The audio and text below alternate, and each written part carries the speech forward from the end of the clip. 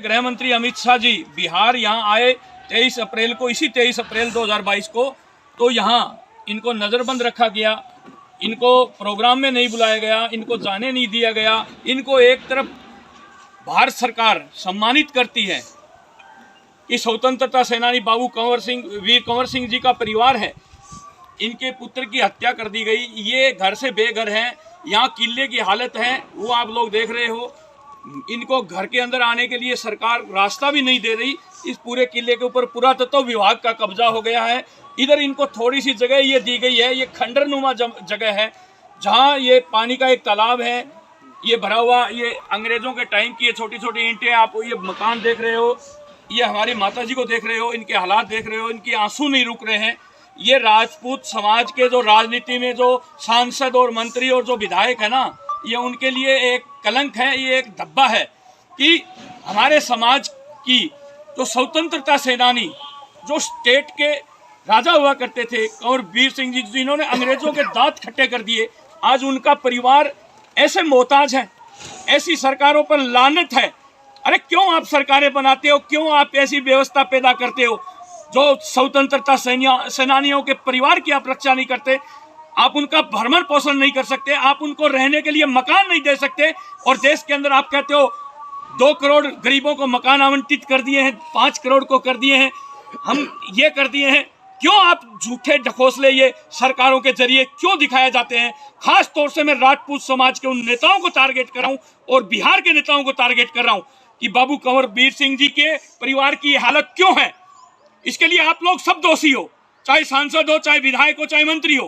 पहले समाज के लोगों को दोषी ठहराता हूं, उसके बाद सरकार को दोषी ठहराता हूं। अरे देश के प्रधानमंत्री नरेंद्र मोदी जी, आप तो कम से कम इनकी तरफ ध्यान दीजिए। आप सबका विकास, सबका साथ की बात करते हैं। अरे देश के केंद्रीय गृह मंत्री अमित शाह जी, आप 23 अप्रैल को बिहार आए, भव्य वीर बाबू कंवर वीर सिंह की जयंती बनाई, उत्सव बनाया और इस परिवार को नजरबंद कर दिया गया। ये आपके इशारे पर था या राज्य सरकार के इशारे पे हुआ? ये तो इस देश की जनता को बता दो।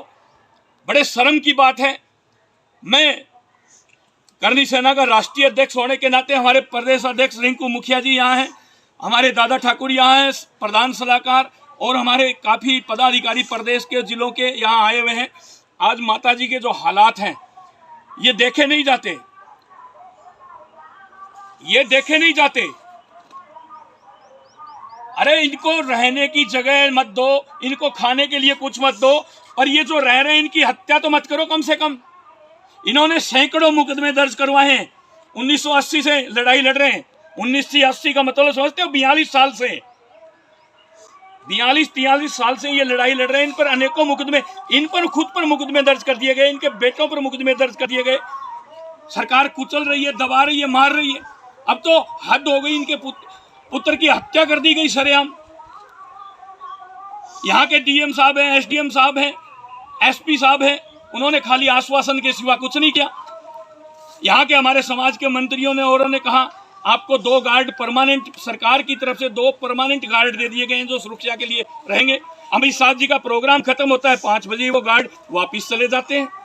देश को एक मजाक बना रखा क्या आपने राजपूत समाज को? अरे हम ठाकुर है, ठाकुर। इस देश को हमने खून की नदियों से सींचा है।